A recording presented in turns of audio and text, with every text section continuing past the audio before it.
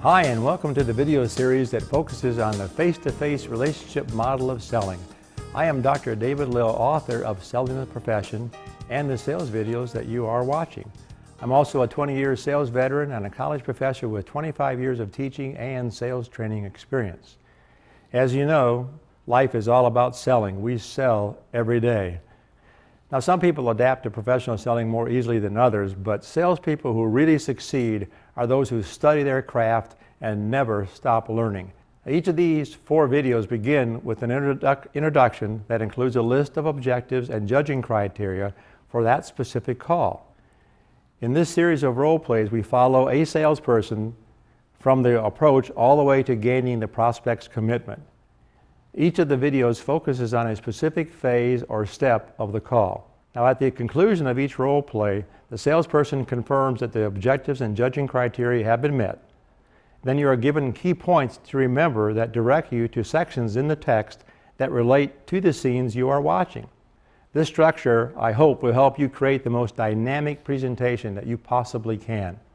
Use these videos to reinforce the principles discussed in chapters 9 to 13.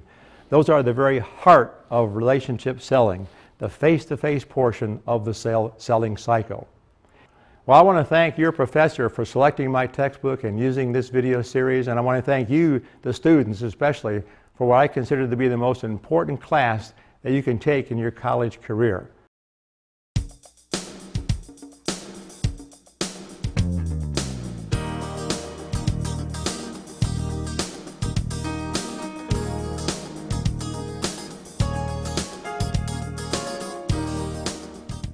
Welcome to Part 1, a focus on the face-to-face relationship model of selling. Today's topic is the approach. Over the next few minutes, we'll take a closer look at gaining the customer's attention and developing the customer's interest as you accompany me on a call to a prospective client. So let's get started. On your screen, you see the objectives and criteria for measuring effectiveness on the approach. The objectives give you a heads up on what you want to accomplish in this phase of the call. The measuring criteria provide a checklist for gauging your effectiveness in accomplishing your objectives. Remember, we want to gain the customer's attention and develop their interest for this critical phase of the call. Now, first of all, I never show up without doing my homework. I've researched the prospect's business online and through my existing customers and contacts that either know the prospect or are familiar with his company. I've also researched his industry and the neighborhood where his business is located. In fact, I've even visited his business as a customer. The more I know going in, the more confident and comfortable I'll be in conducting the approach. In this case, I'm conducting a cold call. I'm prepared to go for closing the business if time allows, or if not, to close the call and set up an appointment to continue at a later time. Remember that there's no second chance to make a first impression. So in addition to being prepared, you want to be prompt, even early. Correct any potentially distracting visual factors such as a tattered briefcase or crumpled support materials. Let your actions convey confidence, responsibility, and respect. Check your attitude. Be enthusiastic and be dressed to sell. All of these factors play a critical role in establishing credibility and helping you take that first step towards building rapport. Remember, this call you're about to see is a cold call. Hi, I'm Jennifer Kirkpatrick, a sales rep for Catering Effects, a one-stop ordering source for restaurants. We provide our clients with ordering, bids, and a streamlined delivery service of food and equipment, which saves my customers time and money. Well, here we are at Java and Jams. They have 5 independently owned and operated coffee houses here in the city. In addition to coffee, they sell breakfast and lunch food items, and at night, they offer entertainment. My research has told me that the best time to stop by is between the hours of 2 to 5 because this is their downtime. The owner and general manager of this location is Michael Dubois. I even called to get the correct pronunciation of his name. So here we go. Okay, I'm looking around to make sure it's not busy and confirm that this is a good time. I'm also checking to see if I can spot the owner and possibly approach him. I don't see him, so I'll go ask one of the workers. Hi, can I help you? Hi, I'm here to see Michael Dubois. Is he in today? Yes, he's in his office. Is he expecting you?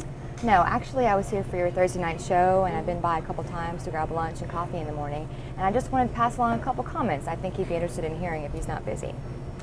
Sure, I'll let him know. Thank you. I wanted to pass along enough information to pique interest. I did this in a polite, non-threatening way. I showed respect and appreciation for Mr. Dubois' time and availability. Hi, Hi. I'm Uncle Dubois. How can I help you? Hi, Mr. Dubois. Thanks for taking time to see me. I'm Jennifer Kirkpatrick with Catering Effects, and this is my 4th visit to Java and Jams, and I have to tell you, I can see why the readers of City News voted your store the #1 music venue and coffee house here in the city. Well, thank you, Jennifer. It is Jennifer, right? Yes, it is, and I also love the great food here. You guys have a great atmosphere, friendly service, great staff. Anyone in particular who was helpful? See, Damon was our server at the show on Thursday. Oh, really? Yeah. That's good to hear. Damon's one of our newer servers. And the tables and chairs are perfect.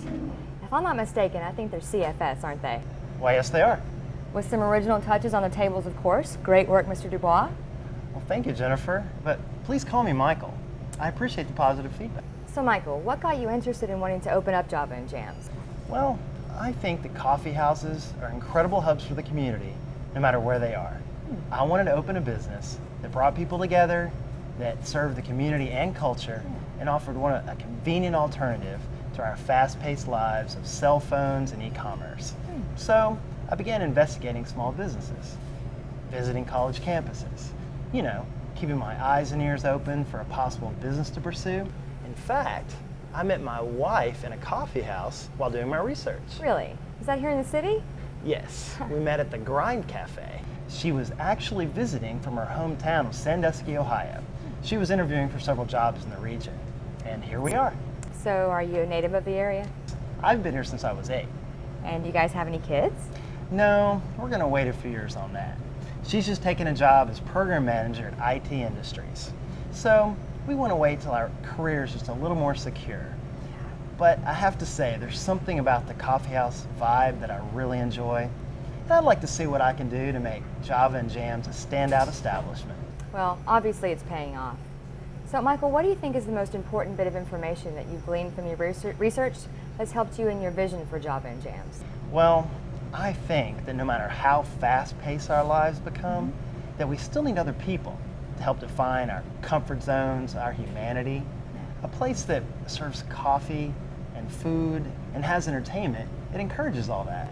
Well, the times I've been here before, I've overheard some really lively discussions. In fact, I was just talking to another business owner who knows you because his son plays soccer for a team you sponsor. Tom Anderson from the Bistro? Oh, well, I know Tom very well. Well, Tom's one of my clients, and he loves your establishment here. In fact, he's the one that suggested I stop by and say hello. Wait, Tom is one of your clients? Yes, and like a lot of the other business owners here in town, Tom was concerned with the amount of time he spent haggling with vendors, negotiating and sorting bids, and dealing with the inconveniences of those heavy delivery days. Well, I can relate to that. Like Mondays, Wednesdays, and Fridays, those trucks slow down traffic and even cut into the parking space of my customers. I ask my vendors to get here before 8 or between 2 and 5 in the afternoon, but it doesn't always work out that way. So do you think you've even lost customers due to scheduling issues on those heavy delivery days? Especially Fridays. They're typically busier. If my customers can't get to us, they either go to one of our competitors or they go to another part of town. Well, I know that for Tom, having to work his way through bid sheets and calling the vendors and staying up to date was a real challenge. So what's your experience as far as ordering and tracking bids are concerned? Well, it's funny you should mention that. It gives me a headache. Yeah. In fact, comparing bids, it's on my to-do list for this afternoon. From the sound of things, I gather it can be frustrating. Oh, yes. So if you were to set up an ideal situation for going through and ordering bids, what would that look like? Well, if I didn't have someone else to do it for me, I'd say point and click was the best way. Well, I have some good news, Michael. By working with us, we were able to help Tom cut his order time by 75%. And through the use of our services, Tom's heavy delivery days have now been shifted to Tuesdays and Thursdays. Oh, really? So would significantly cutting down on your order time and arranging convenient delivery schedules that minimize impact on customer traffic be of interest to you? Of course. Well, how do you see that benefiting you? Well, it would give me more time to work with my staff. I could book new acts, and I could find more creative ways to give Java and Jams the ability to help the community. Well, it sounds like having more time and serving the community are important to you then. Oh, absolutely. But how did you help Tom make those changes? Well, Michael, I would be happy to go into more detail. Is this a good time for you to spend about 15 minutes with me? I just need to ask you some questions to determine your critical needs, and that'll let me know what we can do to help. Or I can schedule a time to come back, whatever be more convenient for you. Well, I guess I can spare 15 minutes, but no more. I really have to get back to work on those bids and call in some orders. Thanks, Michael. I do appreciate your time, and I promise no more than 15 minutes. Come on back to my office. Thanks. So how did I do? Remember the objectives and measuring criteria you saw earlier? Let's take a look. First, let's consider the objectives in gaining the customer's attention. Did I develop rapport? Yes, Jennifer did a wonderful job building rapport. Through genuine, enthusiastic comments about my business and questions about operations, she got me to open up. Did I build credibility? Yes, Jennifer was very creditable. Jennifer talked about concerns I have that are shared by my fellow business owner, Tom. Jennifer was able to help Tom. Jennifer also demonstrated an appreciation of specific aspects of my business. That showed me that Jennifer knows what she's talking about. She even identified the supplier of my tables and chairs, and she expressed all of this in a very caring, respectful manner. Did I initiate two-way communications? Absolutely. The conversation was give and take throughout. She let me talk and listen to what I had to say. Did I use the chit-chat with a purpose idea? Yes, Jennifer got me talking about my business by showing that she obviously cares about my concerns and appreciates the job I do in running a business where she's actually a customer. The more we talked, the more it became clear that Jennifer has knowledge of services I need to run my business more efficiently and provide even better service for my customers. Now, let's review the criteria for measuring effectiveness in gaining the customer's attention. Did I express appreciation for the time and opportunity? Yes, Jennifer was very appreciative. In fact, she thanked me for my time at least twice during our conversation. Did I gain the customer's attention in a positive manner? Absolutely. Jennifer offered genuine compliments and positive comments about my business operations. Did I use one or more of the effective approach techniques? Jennifer actually used at least 6 approach techniques: qualifying question, compliment, referral, self-introduction, question, and consumer benefit. Did I key in on responses to open-ended questions? Oh yes, Jennifer did this throughout. Were my comments genuine and relevant throughout the conversation? Yes, Jennifer's comments supported my business and helped to establish herself as someone who could offer additional support. Now, let's consider the objectives in developing the customer's interest. Did I stimulate the customer's interest enough to consider my proposition? Yes, Jennifer was very persuasive. I believe that mentioning Tom was critical. He's not only a fellow business owner, but he faces a lot of the same concerns I have. If Jennifer can give Tom an edge, trust me, I want to know about it. By recognizing and validating my concerns, I believe Jennifer just might be able to help me.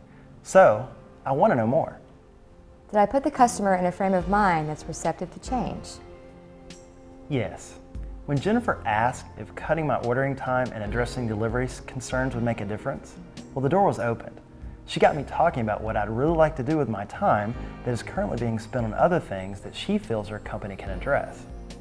Now, let's review the criteria for measuring effectiveness in developing the customer's interest. Did I explain the purpose of the call? Yes, I knew why she wanted to meet with me. She said she needed 15 minutes to ask a few questions to determine my needs and create a solution.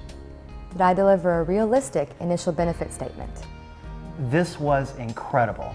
In fact, she actually phrased her initial benefit statement in the form of a question. Would significantly cutting down on your order time and arranging convenient delivery schedules that minimize impact on customer traffic be of interest to you? That got my attention. Were the potential benefits appropriate for the situation? That's a no-brainer. In fact, her timing was perfect because I was about to engage in an activity that our company can significantly impact. Was I naturally enthusiastic about the benefits? I think that showed. It did. In fact, once I get them sold, that opens the door to approaching the other store locations in the city. And finally, did I provide a smooth transition to the next phase? In other words, did I set us up to move on to needs discovery? It's also a smooth transition for me because I'm ready to talk about my concerns and consider a solution that will keep me competitive and able to run my business more efficiently. And it's a smooth transition for me because I can now ask questions about the decision-making process that continue to advance the sale throughout a presentation, handling objections and gaining commitment through the close.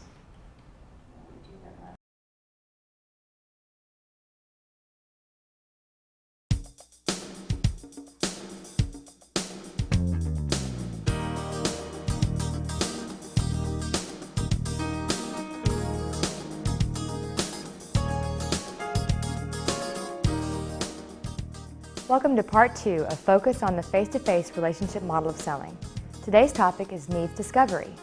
Over the next few minutes, we'll take a closer look at establishing customer needs and qualifying customer needs as we continue with my call on Michael Dubois. On your screen, you see the objectives and criteria for measuring effectiveness as it applies to needs discovery. These objectives provide a heads up on what you want to accomplish in this phase of the call. The measuring criteria offer a checklist for gauging your effectiveness in accomplishing your objectives. Remember, we want to establish customer needs and qualify customer needs for this crucial phase of the call. So I successfully gained the customer's attention and developed his interest during the approach phase of my call on Michael Dubois, owner-manager of Java and Jams. If I hadn't been successful, he would not have permitted me to begin conducting the needs discovery phase. So now, I need to build on the rapport and interest I've established as I qualify this customer, lay out the groundwork for my call, and work with them to uncover needs and explore the consequences and impact of the circumstances that create these needs. Remember that telling is not selling, asking is. You build rapport to disarm the customer and get them comfortable so they'll open up. You pique their interest as you ask questions and carefully listen to their responses. Remember, your goal is to ask the right questions and let them do the talking. And always, always take notes. Now you can refer to these during your presentation when handling any objections that come up and when closing for the final decision. And take responsibility for your understanding of your customer. It's called the concept of burden. If they don't understand something, it's because you have not provided enough information or helped them discover a different perspective. Notice that I said you need to ask the right questions. There are 4 objectives your questions should attempt to achieve. These are: discover the prospect's hot button or dominant buying motive, establish the purchase criteria or specifications, agree on a time frame for completion of negotiations, and gain agreement on the problems before making the presentation. Now there's another key point to consider that can undermine all your efforts if you don't ask early in this phase. You must confirm that the person you're meeting with has the authority to make the final decision, and you must make sure that all parties are present who will be a part of making the final buying decision before proceeding. This is the ideal scenario, but in most business-to-business situations, you will often be selling to influencers. This will require multiple meetings and presentations. Now, in all phases of every call, I must take responsibility for assuring the understanding of my prospect. Anything they don't fully understand is not their fault, but mine. So let's get started with our needs discovery phase. Okay, I'm reading the prospect's environment. I'm looking around for further clues about how the owner, Michael Dubois, runs his business here. I'm looking for things like pictures on the wall, publications, personal touches. In other words, I'm looking for anything I can use to continue to build rapport, like the pictures on the wall of boys' sports teams. Well, thanks again for taking time to meet with me, Michael. You know, I can't help but notice the pictures of the boys' baseball and soccer teams on the wall. Well, as I said, I believe a business has a responsibility to the community. And besides, I'm a huge supporter of sports for kids. That support is much appreciated, I'm sure. In fact, I believe that the benefits that my company has to offer you will help free up both time and revenue for you to invest in that support. Well, more revenue and more free time would certainly be nice. Now, Michael, in order to make sure that I don't miss any opportunities to help you build that time and revenue, I'm going to ask you some questions. If you feel I ask you something that's too confidential, just let me know and I'll move on. Seems fair, doesn't it? I'll let you know. Okay. Well, I need to ask you these questions in order to determine your specific needs to help you discover the best solution that we have to help those needs. Now, if you feel that I offer you a viable, affordable, quality solution, are you prepared to make a buying decision today? Well, if you can offer an affordable solution like Tom over at the Bistro, I'm definitely interested. Perhaps what I hear today, I can be persuaded to make a decision today. Well, that's good to hear, Michael. Now, if you feel that the solution that I present to you is a perfect fit for you here at Java and Jams, Who other than yourself would be involved in making that decision? Oh, just me, Jennifer. I'll make that decision. Okay, well, like I said before, Michael, this should only take about 15 minutes. Now, should you have any further questions or interests, I'm prepared to continue with my presentation. So just let me know how you're doing on time. That seems fair, doesn't it? Seems fair to me, Jennifer. Okay. Well, Michael, have you ever heard about catering effects? Well, I have heard the name, but I assumed you were a catering company. You know, for parties and maybe corporate events, that sort of thing. Well, we were formed by 3 companies who have specialized in supplying food items and equipment to the food service industry. Now, initially, our clients were those associated with those 3 companies. Well, then we started to find out how much potential business was lost in the open bid process, and many of our customers grew tired and frustrated in dealing with it. Now, I can relate to that. Sometimes I'll settle rather than look into possible price breaks just because the bid process can be a pain and time consuming. Well, it's because of experiences like yours that we decided to look for ways around those price breaks and secure those price breaks for our customers. We also wanted to offer streamlined, targeted delivery schedules that not only cut down on traffic, but were fuel efficient and provided optimum delivery times for our customers. Well, you mentioned streamlined delivery schedules. Heavy delivery days, they can hurt my business, and they tend to happen on heavy traffic days too. If there's some way to address that, I'd be a lot less stressed, I'm sure. Well, I know we can help you there, Michael.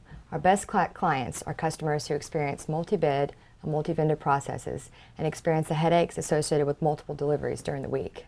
Well, so far you've described me to a T. So how many vendors do you currently deal with? Well, let me think. There's produce, dairy, eggs, staple goods, coffee and beverage, paper goods. Let me get my projection sheet. Okay. Well, it definitely seems like there's more, but there's actually 13. Can I take a look at that? Sure. Thanks. Why do you need to see that? Well, my guess is that many of your vendors actually already work with us. Oh, okay. So, do you see any you know? The only one I don't recognize is Eggs Southwest. So can you tell me a little bit about them? Whoa, well, they're located in the Valley. I've dealt with them not only here, but at my last job in the University Food Service. Okay. They're a mom and pop type company. They supply both the State University and the community hospital. Great people, really great service. Well, service can make the difference. So counting all 13 vendors, how many days per week do you receive deliveries? I guess every day we get at least 5 deliveries. Dairy and produce, they're daily. CFS and Ryco, they come twice a week. East Coast Foods too. Now Mondays, Wednesdays, and Fridays are our heaviest delivery days. I guess as many as all 13 of our vendors can show up on a Wednesday. Okay, I see that you mentioned Ryco. You know, they're actually one of our founding companies. We order a lot of their staple goods. When we first opened here, a lot of our original kitchen equipment came from them. Any problems with delivery? On Wednesdays, I think they've been late a couple times. Other than that, when we first opened, some pantry items were back ordered, but nothing that really caused any serious problems. So what do you think of the quality that they offer? Well, their equipment is very good. They offer a good variety of food products. Now, variety is becoming more important as our business grows because our menu is expanding as well. Now, Ryco offers a great deal more specialty food items than we currently need, but that is subject to change. So I take it that you're expanding your menu to include new items? Oh yes. Right now we're trying new menu specials as well, just to test them out. One of my ideas is to mix a variety of ethnic foods. Now, a lot of our musical acts mix musical genres, and I want a menu that reflects that blending of cultures. Now, for example, we could offer a Jamaican entree with an Italian side dish. That sounds unique, Michael. So how do you see the expanded menu affecting your ordering process and vendor bids? Well, the more items we need, the more time will be spent checking availability and potential new vendors. And like I said, I don't always have time to check into that as much as I should. Now, if I introduce a food product whose quality is compromised, it's like shooting myself in the foot. Right. So in order to get the best prices, the best quality items, and the best delivery schedules, that's requiring more time as your business grows. And that's time you're already short on. Is that a fair statement?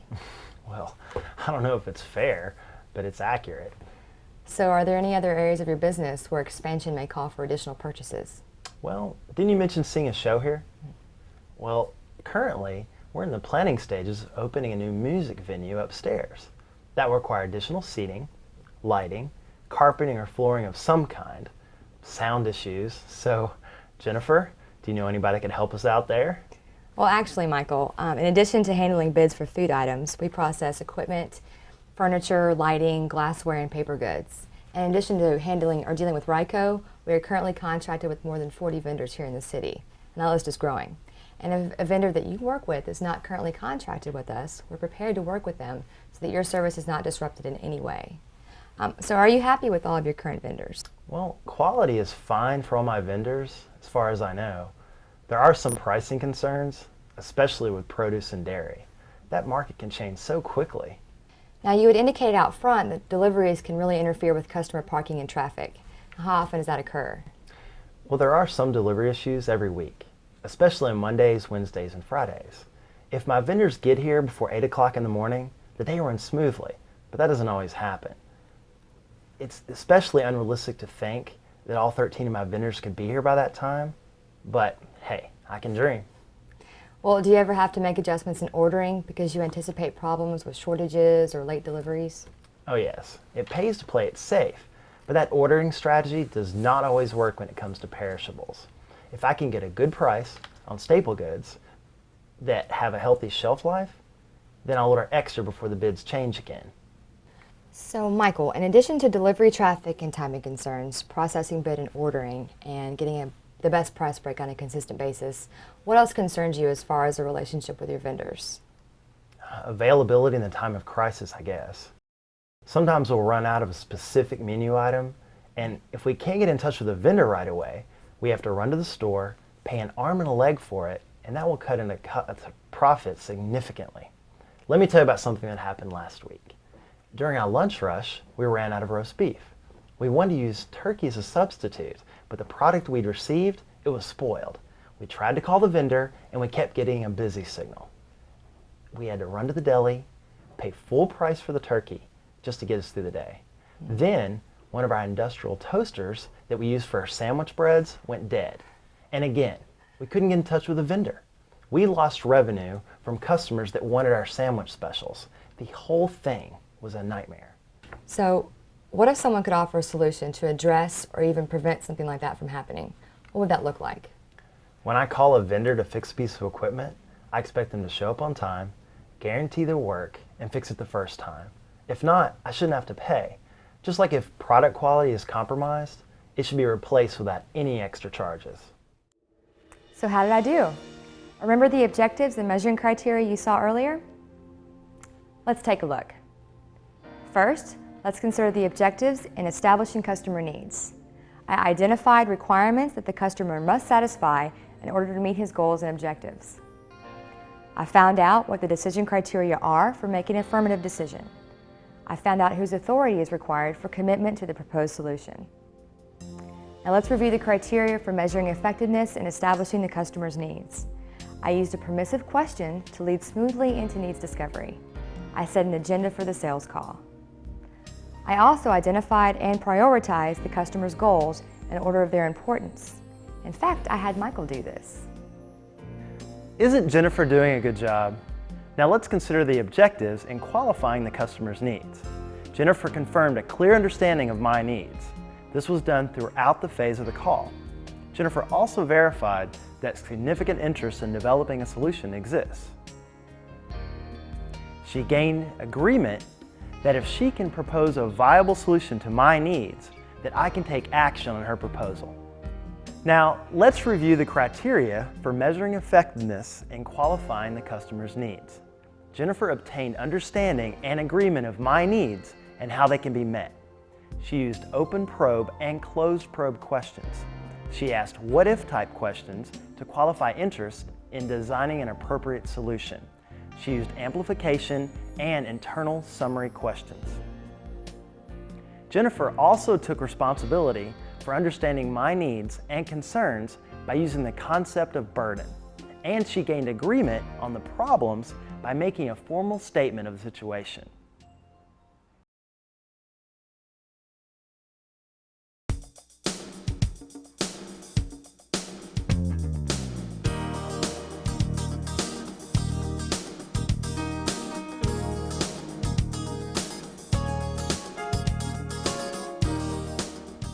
Welcome to Part 3, a focus on the face-to-face relationship model of selling. Today's topic is making a presentation. Over the next several minutes, we'll take a closer look at building units of conviction as I continue my call with Michael Dubois. On your screen, you see the objectives and criteria for measuring effectiveness when making the presentation. These objectives direct you towards what you want to accomplish in this phase of the call. The measuring criteria provide a checklist for gauging your effectiveness in reaching your objectives. Remember, I want to build strong units of conviction as I conduct my presentation. But in order to do that effectively, I need to build rapport and credibility, ask the right questions, and listen effectively in the previous phases of my call. Now, here are a few rules to follow in preparing any support tools for a presentation. Make sure everything is in working order. Make sure the environment is conducive to conducting an effective presentation. You want the prospect's full attention. Poor lighting or distractions, such as loud noises or traffic, can interfere with the positive impact you want to have. For my call, I've brought along several testimonials, neatly packaged and easy to read, people the prospect will likely know of. I have a flip chart that will keep us on track during the presentation.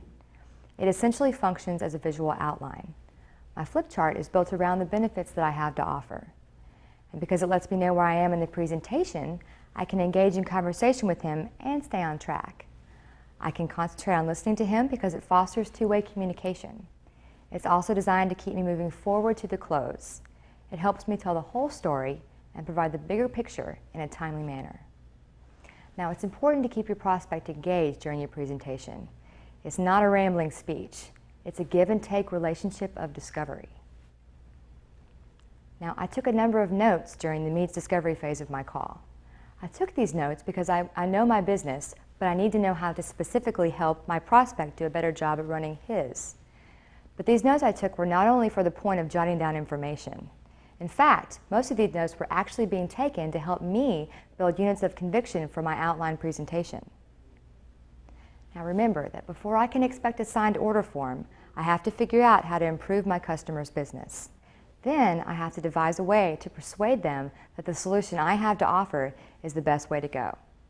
I do this by preparing units of conviction. I'll begin my presentation by following the tell them 3 times rule. 1, I'll tell my prospect what I'm going to share. 2, I'll tell them during the presentation. And 3, at the conclusion of my presentation, I'll tell them what I just shared. Here we go. Okay, so Michael, what I'd like to do now is present an overview to you based on what you've told me that will significantly reduce the headaches associated with ordering and bid processes and tracking your orders during the week. Now, you told me that the bid process is often a big headache for you, right? Yes, especially just setting the whole process in motion can be a huge challenge. Well, what do you feel represents the 3 biggest challenges in setting that process in motion? Well, the toughest thing is I don't have time to compare bids in detail. I mean, most of the times I go with the best price, but if I had time to look closer, I may see that the package size is different. Coffee products present a challenge because the market is so volatile and competitive.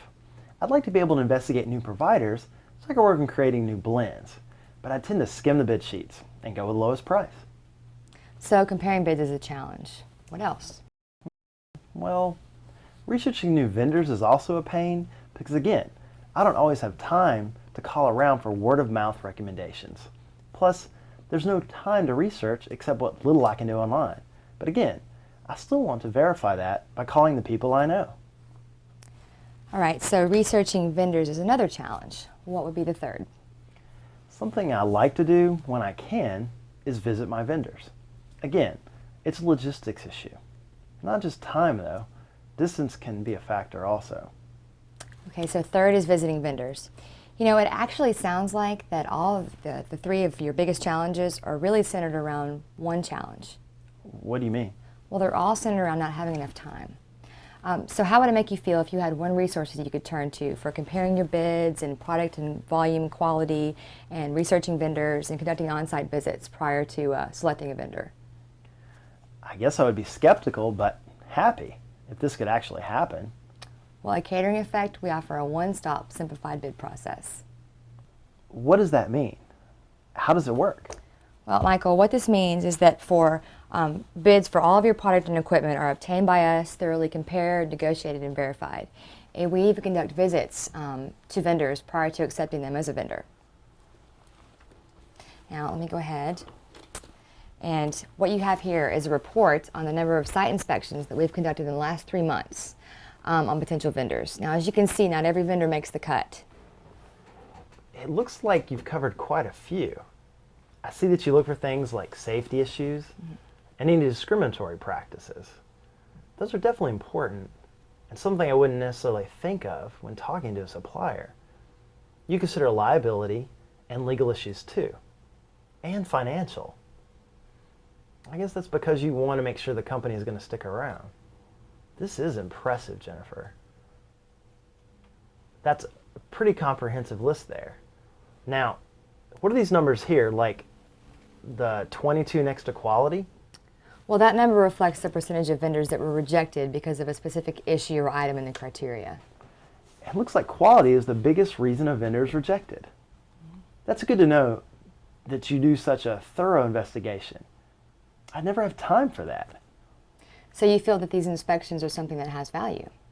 Like I said, you cover issues that I hadn't even thought of, but I can see how important they would be in selecting quality vendors. I wish I had somebody here that I could trust to check out all my vendors for all these things. Now, Michael, here is a report on 5 businesses here in this part of the city that are currently using us. And the numbers next to their name reflect the satisfaction level that they received in using our services. And actually, I have a hard copy of these reports that I'll leave behind with you.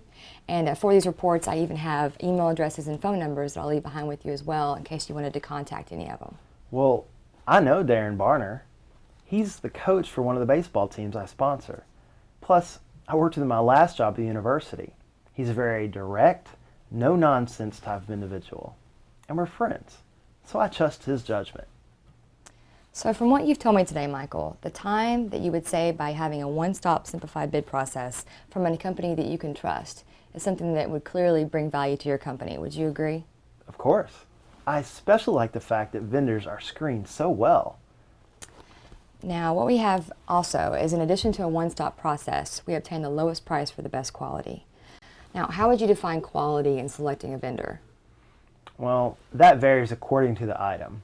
Okay, for example, I prefer organic produce.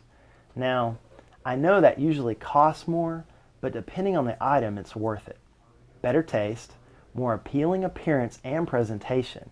Then, how the product is handled or transported affects quality. And delivery of service affects that too, I think. Well, you'll be happy to know that we are on the same page. Service and handling are key components of quality. So when we say that we obtain the lowest price for the best quality, what this means is that the products and equipment that you get from us have been gone through a careful screening process by Catering Effects to ensure that you get the best for less. Like with the on-site visits. Exactly. In fact, statistics show that product quality has a direct impact on the success of a business. Just because something is cheaper does not mean that it's a poor quality, nor does it mean that it's better. But if you serve a poor quality product because a vendor did not deliver as promised, who suffers? My customers, and ultimately my business. So would you agree that obtaining the lowest price for the best quality is something that you could clearly benefit from? Well, I can see that the benefits for my customers, and it will obviously help my business as well. Exactly. Well, imagine that there are no more headaches with the bid process. You're assured you get the best quality for the best price. And we also offer an optimum delivery schedule. If you could arrange the ideal delivery schedule for you, how would that look? Ideally, all of my vendors would get here before 8 a.m. And I'd like to be able to spread my deliveries out more. A few vendors only deliver on Monday and Wednesday, and that ties up things as far as getting staff to put stock away and check things in. And like we discussed before, it backs up traffic. Trucks end up parking in the street and unloading right there. That can be frustrating and also pretty dangerous, I think. So from what you're saying, it's my understanding that more flexibility and shifting deliveries to less hectic days are actually pretty critical. Is that a fair statement? Well, yes, it'd be a great relief. Many days, it's like being under a series of surprise attacks. I hate getting hit hard by incoming vendors. Well, our optimum delivery schedule can provide that and much more. Think about this. Instead of all 13 vendors showing up on every single day of the week, you have one service that delivers on behalf of all of your vendors. We secure products from your current vendors, and we arrange delivery however you wish. And what this means to you is less delivery traffic and earlier delivery times on any day of the week. This also helps you work more efficiently with dealing with your employees and putting away stock and that sort of thing. Now, earlier we had talked about Tom at the bistro, and I actually have a testimonial letter from Tom stating what he appreciates the most about Catering Effects. Wow. He has specifically assigned a team of 2 people whose sole job is receiving delivery from Catering Effects on Tuesday and Thursday. They work that early morning shift, and they have stock put away by 8 a.m. It's cut back on his deliveries, and there's reduced traffic concerns. He's not pulling staff as vendors come at all hours of the day. I have to call him. So I think you'll agree with me, Michael, that this is a much better way to handle deliveries than your current process, right? Now, that's an understatement. This would be great because, like I said, I can lose focus because deliveries pull me and my people away from serving our customers. Then, I worry about customers getting hit trying to get around a delivery truck. Jennifer, the more control and consistency that I can have with delivery issues, the better. Exactly, Michael. You know what? We also offer a simplified bid process. How much time do you currently spend placing all of your orders? You mean calling them in? Yeah. Well, depending on the day, it can vary anywhere from an hour to 2 hours. Some days it can take even longer. If I'm on hold or something's out of stock, then I have to call a different vendor for backup. Well, our simplified order process eliminates multiple calls to several vendors. And what this means is that you have one point of contact and 3 options for placing your order. You can call us, you can place it online, or you can even fax us your order. Imagine what it would be like if you had your order placed online all at once. Imagine how much time that would save you and the less hassle is bringing on more stress. Saving time and having less stress would obviously be great. I mean, as long as I still get my orders placed in time. Well, I think you'll appreciate the fact that we take orders 24/7, which means that you can place orders at your convenience. Now, I see that you're smiling, so I'm guessing that you'll agree that a simplified order process would certainly eliminate hassles and make the ordering process better. I wouldn't have to worry about busy signals, or sometimes taking all day to get all my orders in. I could do it all in one setting. Yeah, Jennifer, I like that a lot. You know, Michael, and best of all, we have our guarantees. We guarantee delivery before 8 a.m. or you receive credit on your service. And that credit is 5% for every hour that we're late, should that occur. And we also guarantee quality of product or it's replaced at no cost to you. That covers everything from food items to equipment. And we guarantee service on the equipment that you receive through us. So how many of your current vendors actually even offer guarantees? None of them, but you mentioned a 5% credit. 5% of what? Well, if we're late, you receive a 5% credit on your fee for the service, and that fee varies depending on the number of vendors that you use. Seems fair, doesn't it? Well, yes. It sounds more than fair, but I know you don't offer your service for free. So, what's the fee? Great question, and I do have a little bit more information I need to cover, and I promise we'll get back to that. Now, everything that we've talked about so far offers a tremendous savings in time. So what I like to do right now is add up the amount of time you'd save by using our service. Just a rough idea, okay? Okay. All right. So how much time did you say you currently spend on the bid process each week? Oh, wow. It can be a full day easily. All right, what's a full day to you? 10 hours? Okay, so 10. All right, how much time per week do you currently spend placing orders? Well, some days it goes pretty smoothly, but most of the time there's a glitch. You know, busy signals or problems in the kitchen or customer issues that I have to address. But I'd say at least an hour a day, including callbacks. Okay, so I'm going to add 5 hours for ordering. Now, how much time do you spend on checking in orders and supervising your staff on inventory, especially when deliveries are late? Oh, I guess in a week, maybe 5 hours. Okay, 5. So, what is the total number of hours that you invest in bids, in ordering and delivery issues? 20. So instead of 20 hours, you'll be spending less than 1 hour ordering, and you'll have guaranteed deliveries whenever you wish, on whatever day you wish.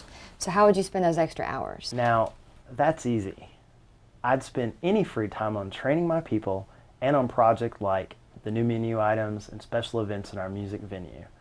Training right now is pretty much a rush job. That's not fair to the new staff, and it's certainly not fair to use customers as the guinea pigs. So, any time I could save would be a definite benefit. Plus, it would keep things positive and exciting and generate more revenue. Always a good thing. So Michael, we're prepared to offer you a simplified bid process where we do the comparisons and research for you. You get the lowest prices for the best quality without compromising the integrity of your menu items or equipment. We offer an optimum delivery schedule that's convenient and saves time and money. We also offer our simplified ordering process. Just go online and place your order there. It's that easy. And you have our guarantees. And you'll save a minimum of 15 hours per week, which will allow you to focus on morale boosting and generating ideas and projects. So would you agree that Catering Effects meets your needs is a viable solution? Well, it sure seems so. So, how well did I do? Remember those objectives and measuring criteria we saw earlier? Why don't we let Michael answer that? First, let's consider the objectives. Did Jennifer gain my support and commitment to her proposed solution? Yes, she did. In fact, she took advantage of every opportunity to reinforce this throughout her presentation. Did she convince me that the solution meets my needs and that the plan she's proposing is viable? Yes, but she still has a little more work to do. Now let's review the criteria for measuring effectiveness in making the presentation. Jennifer related her specific solution to my specific needs, concerns, and questions. She used an appropriate number of units of conviction as presentation material to convince me that buying from her would be in my best interest. You can use 5 or 6 like Jennifer did, or as many as 10 to 12, depending on your situation. All units of conviction Jennifer used applied specifically to me and my business. She obtained feedback from me by asking reaction questions, such as trial closes or tie downs. She also addressed my information and operational needs. She related features to benefits by using transitional phrases, and Jennifer provided clear evidence to support the benefits. Like I said, she's doing a great job, and she's got me sold. Almost.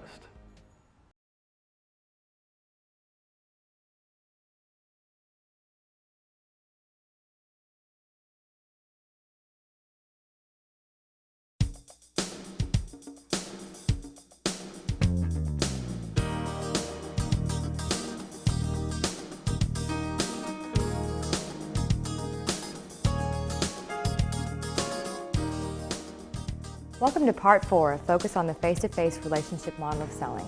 Today's topic is overcoming resistance and gaining commitment. Over the next few minutes, we'll take a closer look at handling objections and closing for the final decision as we continue on our call on Michael Dubois. On your screen, you see the objectives and criteria for measuring effectiveness on overcoming resistance and gaining commitment.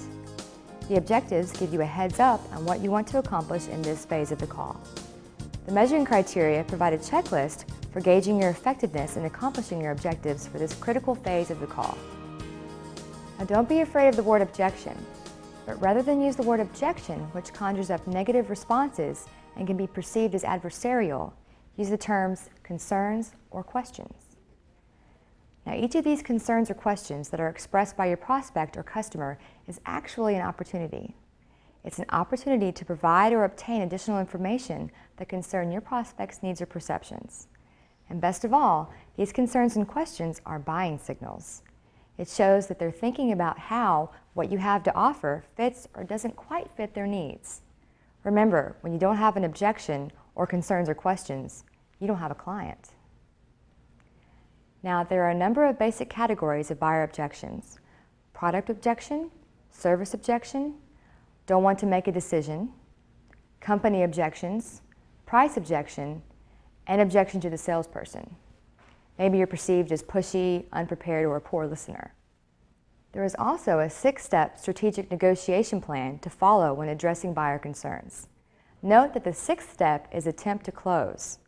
That's right, if you perceive buying signals after addressing a concern or question, you should attempt to close.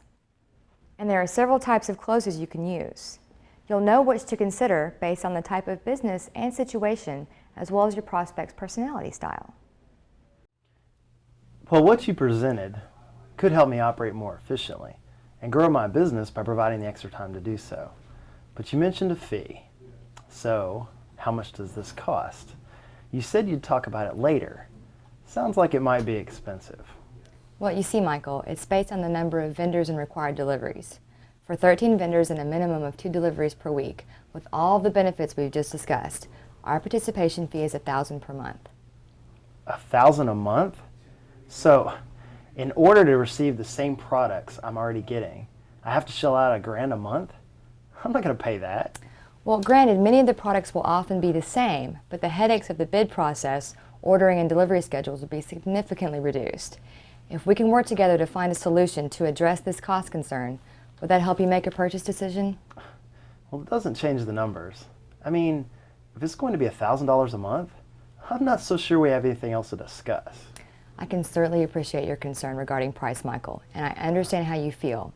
Others have felt the same way when I first presented our service to them, until they found that the time they saved and relief from stress that they received by having their bids, ordering, and delivery issues taken care of was worth the fee. That $1,000 does seem like a lot of money, but you're getting much more than just having the same products delivered. Are you following me so far? Jennifer, I'm following you, but $1,000 a month? It's still a lot of money. Okay, well, look at it this way. For roughly $33 a day, which is actually less than the cost of a single guest dinner and show, you'll be spending extra time developing new menu items, creating new entertainment concepts, and training your staff. Now, didn't you mention earlier that this can easily boost morale and promote a positive environment? Well, yes, I did. And you mentioned your day is roughly 10 hours, right? Okay, so $33 divided by 10 is a little over $3. So for $3 an hour, or the price of serving 1 customer per day, you can bring in new customers and run your business more efficiently. So am I correct in assuming that this investment in time is worth the price of 1 satisfied customer? Well, looking at it that way does take the sting out of it. It's just that hearing the phrase 1,000 is a bit jarring. But I'm beginning to see your point. So do you feel that our fee is acceptable for the benefits you'll receive? Okay, yes. I do think it's a fair price. Being able to pursue some of my goals is definitely worth an extra $3 per hour of my time. So I can take care of the paperwork right now. It'll take roughly 5 to 7 days to process the bid information and work things out with your vendors. We can have you up and running by the 15th. All I need is your signature, and we can start planning how you'll use that extra time you'll have. I don't know. I just need to think about this. Well, I can appreciate that. This is a big decision, and I can understand that you want to think things through. Now, earlier you said that you have new menu items in the works, and you're opening up additional space for music. So what's your timeline on those? Well, the new menu is planned for the middle of next month. That's when tourist season begins to pick up. The music venue will be up and running by the 1st of June. So considering that, wouldn't it be a huge benefit to have the extra time to devote to those projects? We could get you signed up today. Have everything in place by the 15th of this month. That would give you a full month before the menu is officially introduced. Well, yes, but Now, there's still something on your mind. What is it that you feel we haven't clarified to your satisfaction? Well, I'm still a little concerned about Egg Southwest. It's a small vendor, I know, but I do enjoy working with them. Can they be included with your service, or can I keep them separately?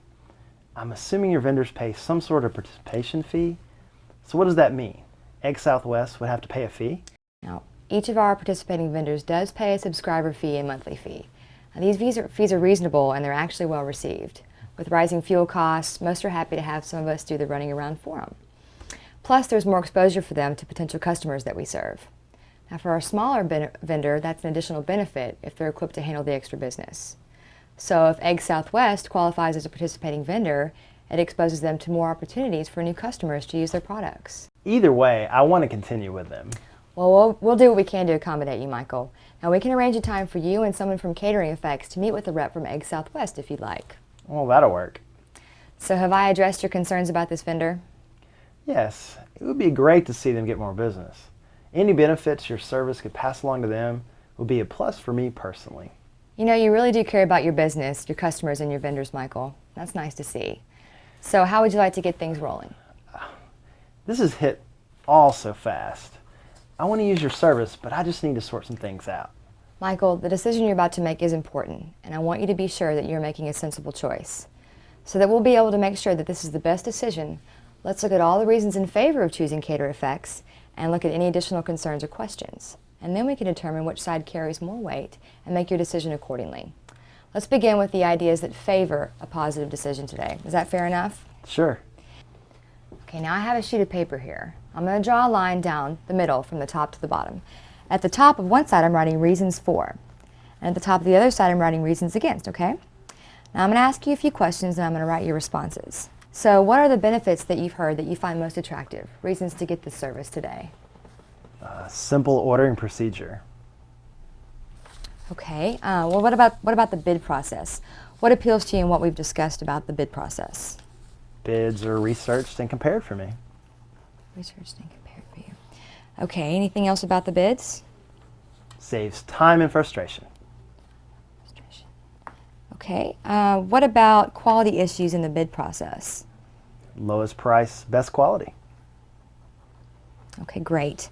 Delivery issues. You said you liked early delivery? Yes. Also, it's easy to receive. No traffic issues. And you mentioned benefits for your vendors, especially Egg Southwest. Oh, yes. And what about the guarantees?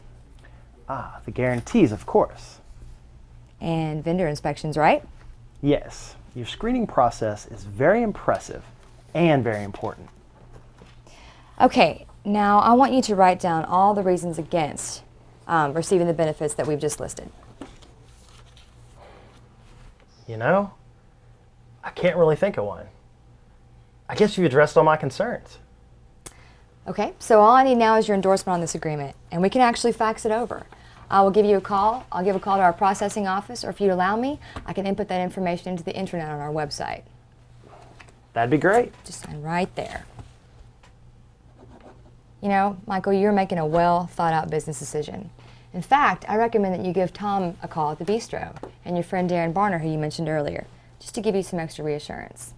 And I want you to know that I'll be checking in with you on a weekly basis to see how things are going and to offer additional ways we can support you through new bids and new vendors. And I'll even check in on you on sound equipment if that would be helpful as you develop your new music space. So do you feel the stress kind of starting to disappear? I'll let you know. But yes, I do believe this is a good business decision. Thanks, I really appreciate that. Now, is there anyone else that you know of who you feel could benefit from what we've shown you today? Well, you may already know this, but there are 4 other Java and Jams locations in town. We're each independently owned and operated. But I think they need to know about you. In fact, I'll give you a contact sheet so you can give them a call. Thanks, I really do appreciate that. Now, do you know of anyone else who might be interested? Oh, I'm sure I do. But right now I have to get back to my bids and ordering. If I can think of anyone else, I'll be sure to give you a call. Thanks, Michael. Now, with your permission, I'd like to enter your info online, get the process underway, and let you get back to your work. Well, thanks, Jennifer. I'm looking forward to getting started. Well, thank you, and welcome to Catering Effects. So how did I do? Remember the objectives and measuring criteria you saw earlier? Let's take a look. Now, let's consider the objectives. I obtained commitment to action for my proposed solution by the final decision maker. Notice that I avoided using the term objection, and I addressed all concerns or questions in a positive manner. I used proven techniques for handling those and closing the sale. Now let's review the criteria for measuring effectiveness. I summarized the benefits in a concise manner. I utilized specific closing techniques to confirm my customer's commitment. I attempted to close the sale after addressing or answering a major concern or question.